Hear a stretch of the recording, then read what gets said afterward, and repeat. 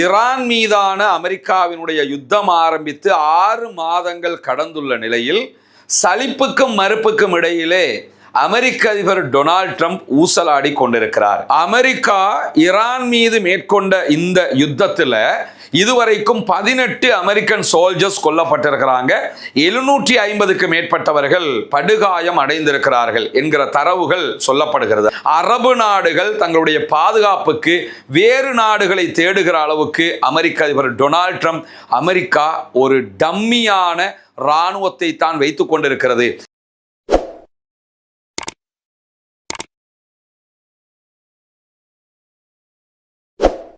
அமெரிக்க அதிபர் Donald Trump தொடர்பாகவும் அமெரிக்க அதிபர் டொனால்ட் ட்ரம்பினுடைய செயல்பாடுகள் தொடர்பாகவும் அல் ஜசீராவினுடைய அரபு இணையதளம் இன்னைக்கு ஒரு ஆர்டிக்கலை வெளியிட்டிருக்கிறாங்க. அந்த ஆர்டிக்கலுடைய தலைப்பு என்னன்னு கேட்டா, ஈரான் மீதான அமெரிக்காவினுடைய யுத்தம் ஆரம்பித்து 6 மாதங்கள் கடந்துள்ள நிலையில் சலிப்புக்கும் மறுப்புக்கும் இடையிலே அமெரிக்க அதிபர் டொனால்ட் ட்ரம்ப் ஊசலாடி கொண்டிருக்கிறார். இந்த தலைப்பை போட்டு தான் குறிப்பிட்ட ஆர்டிக்கலை தொகுத்திருக்கிறாங்க.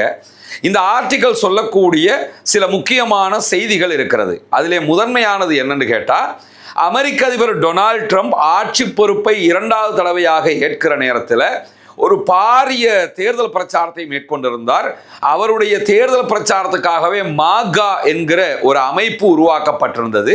அந்த அமைப்பினுடைய பிரச்சார கோஷமே என்னன்னு கேட்டா, மேக் அமெரிக்கா கிரேட் அகெயின் என்பது, அமெரிக்காவை மீண்டும் கிரேட் அமெரிக்காவாக மாற்றுவோம் என்பதுதான் பிரச்சாரத்தின் குறிக்கோளாகவே இருந்தது. இதிலே அமெரிக்க அதிபர் டொனால்ட் ட்ரம்ப் சொல்லி வந்த ஒரு முக்கியமான விவகாரம் என்னன்னு கேட்டா, அமெரிக்காவினுடைய முன்னாள் ஜனாதிபதிகள் ஜோ பைடன், அதற்கு முன்பதாக பராக் ஒபாமா, அதற்கு முன்பதாக ஜார்ஜ் டபிள்யூ புஷ், அதற்கு முன்பதாக ஜார்ஜ் புஷ் ஆகிய பல பேரும் பல தடவைகள் தேவையற்ற யுத்தங்களில் அமெரிக்காவை நுழைத்து விட்டார்கள். எனவே யுத்தங்கள் அற்ற, யுத்தம் செய்யாத ஒரு அமெரிக்காவை நான் உருவாக்கப் போகிறேன். இந்த யுத்தங்களால் தேவையற்ற செலவுகளும் கஷ்டங்களும் நஷ்டங்களும் அமெரிக்காவுக்கு ஏற்பட்டிருக்கிறது என்பதுதான் அவருடைய பிரச்சாரம். சுருக்கமாக சொல்ல போனா, தான் ஒரு சமாதானத்தின் தூதுவர் என்கிற விதமாக அவருடைய இந்த பிரச்சாரங்கள் அமைந்திருந்தது. ஆனால் தற்போதைய நிலையில அமெரிக்க அதிபர் டொனால்ட் ட்ரம்பினுடைய நிலை எப்படி ஆயிடுச்சுன்னு சொன்னா, தானே ஒரு சமாதானத்தின் தூதுவராக தன்னை பிரகடனப்படுத்த முயன்றவர் தேவையற்ற ஒரு யுத்தத்திற்குள் நுழைந்து அதிலேயே சிக்கிக் கொண்டிருக்கிறார், வெளியே வர முடியவில்லை. இதை பற்றித்தான் குறித்த ஆர்டிக்கல் விரிவாக பேசி இருக்கிறது. கடந்த வாரம் வெள்ளை மாளிகைக்கு வெளியில ஒரு பத்திரிகையாளர் சந்திப்பை அமெரிக்க அதிபர் டொனால்ட் ட்ரம்ப் நடத்துறாரு. நிறைய பத்திரிகையாளர்கள் வர்றாங்க. ஒரு 36 நிமிடங்கள் இந்த சந்திப்பு நடைபெறுகிறது. இதுல அவரு ஒரு ஏரியாவுக்கு அத்தனை பேரையுமே கூட்டிக்கிட்டு போறாரு. அது என்ன ஏரியான்னு கேட்டா, அமெரிக்காவினுடைய வெள்ளை மாளிகைக்கு உள்ளாக ஒரு புதிய ஒரு மண்டபத்தை அமைத்து கொண்டிருக்கிறார்கள். 1000 பேருக்கு மேல அமரக்கூடிய ஒரு மண்டபமாக அது சொல்லப்படுகிறது. அவங்க நிகழ்ச்சிகள் நடத்துறதுக்காக செய்யக்கூடிய ஒரு ஹால்னு புரிஞ்சுக்கிறீங்களேன். இந்த ஹாலுக்கு வெளியில அழகான ஒரு புல்தரை, அதே மாதிரி கருங்கற்களை கொண்ட அழகான ஒரு மண்டபம் இப்படின்னு சொல்லி அதனுடைய வர்ணனைகளை எல்லாம் சொல்லிக்கிட்டு இருக்காங்க. இதெல்லாம் ஒரு பெரிய விவகாரம் கிடையாது. ஆனா அமெரிக்க அதிபர் டொனால்ட் ட்ரம்புக்கு வேற வழியும் கிடையாது. தேர்தல் வருது, தேர்தலில் எதை வச்சு பிரச்சாரம் பண்றதுன்னும் போது அமெரிக்க அதிபருக்கு இப்படி ஒரு கேவலமான நிலை உண்டாகும் என்று யாராவது நினைச்சு பார்ப்போமா? நினைச்சு கூட பார்த்திருக்க மாட்டேன். நான் அதை செய்தேன், இதை செய்தேன், அப்படி செய்தேன், இப்படி செய்தேன் என்று பேச வேண்டிய ஒருவர் 400 மில்லியனுக்கு வெள்ளை மாளிகைக்குள்ள புதிய மண்டபம் கட்டி இருக்கிறேன், அதை எல்லாரும் பாருங்க என்று கூட்டிக்கிட்டு போறாரு. 400 மில்லியனுக்கு நீங்க மண்டபம் கட்டினதுனால அந்த மக்களுக்கு இதுல என்ன லாபம் வரப்போகிறது என்கிற சாதாரண அறிவு கூட இல்லாம இதை கொண்டு போய் காட்டுறது மட்டுமல்லாம, அல் ஜசீரா இதை எந்த அளவுக்கு நுணுக்கமாகவும் துல்லியமாகவும் பார்த்திருக்கிறாங்கன்னு சொன்னா, 36 நிமிடங்கள் இந்த சந்திப்பு நடைபெறுகிறது. எல்லா பத்திரிகையாளர்களையும் அழைச்சிக்கிட்டு போய்கிட்டு இருக்கிறாரு. இதுல 13 தடவைகள் கிரனைட் என்கிற வார்த்தையை அமெரிக்க அதிபர் டொனால்ட் ட்ரம்ப் பயன்படுத்துகிறார்.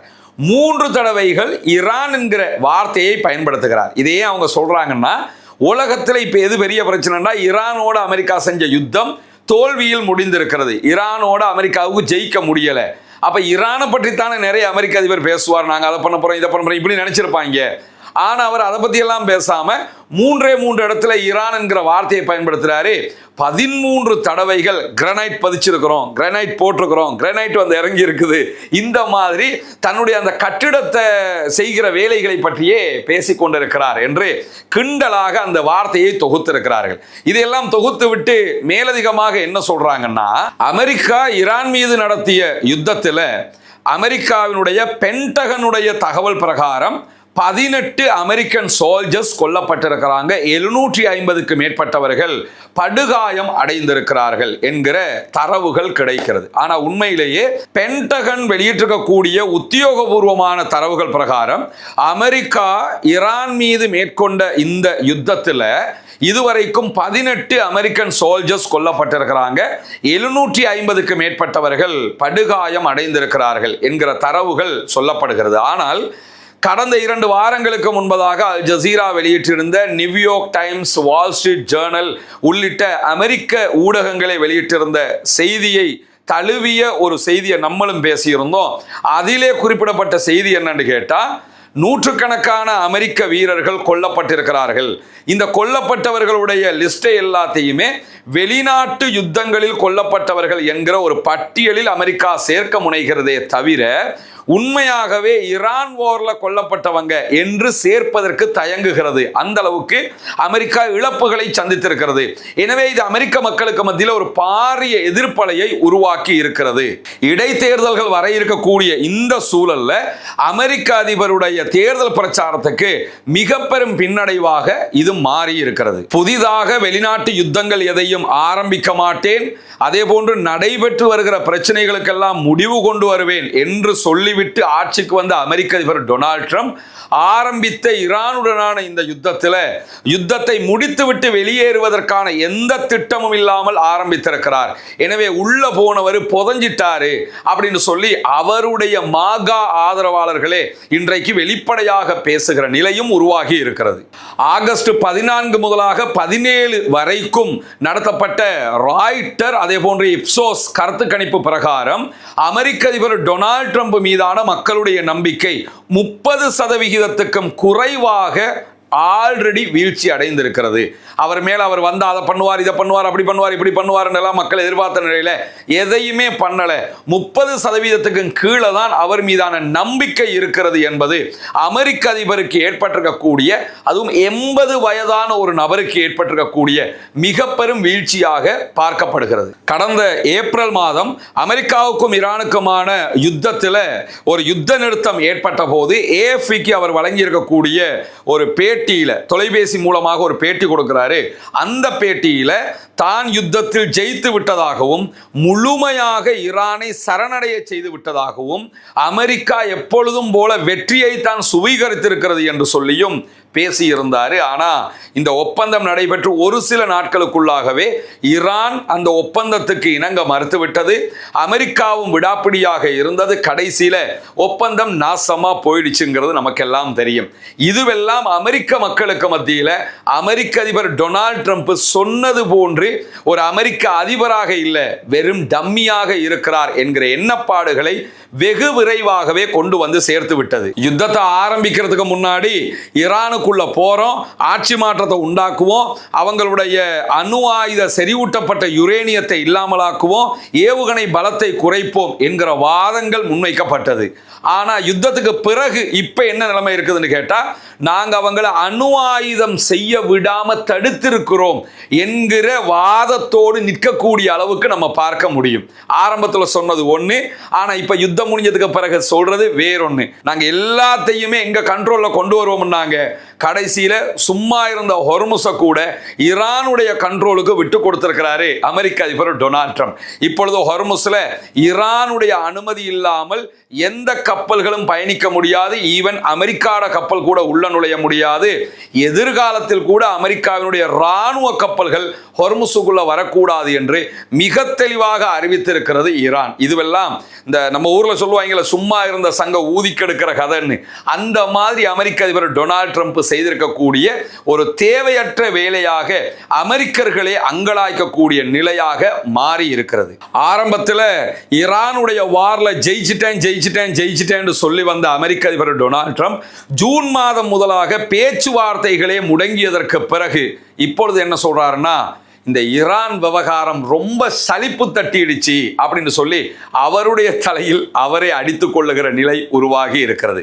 ஆரம்பத்தில் மாற்றத்தை பற்றி பேசியவர் இப்பொழுது சலிப்பாகி விட்டதாக, விரக்தி அடைந்து விட்டதாக, வெறுப்பு தட்டி விட்டதாக பேசுவது என்பது அமெரிக்கா எவ்வளவு தூரம் இந்த யுத்தத்தில் தோல்வி அடைந்திருக்கிறது என்பதை காட்டக்கூடியதை நம்ம எல்லா ஊடகங்களிலேயும் வெளிப்படையாகவே பார்க்க முடிகிறது. ஈரான் மீதான தேவையற்ற ஒரு யுத்தத்துக்குள்ள நுழைஞ்சு ஈரானை கைப்பற்ற போகிறேன் என்று இஸ்ரேலிய பிரதமர் பெஞ்சமின் நெதன்யாகு சொன்ன தகவல்களை நம்பி, மொசாதினுடைய உருப்படியற்ற உளவு தகவல்களை நம்பி ஈரான் மீது போரை தொடுத்து அமெரிக்கா தன்னுடைய மானத்தை இழந்திருக்கிறது.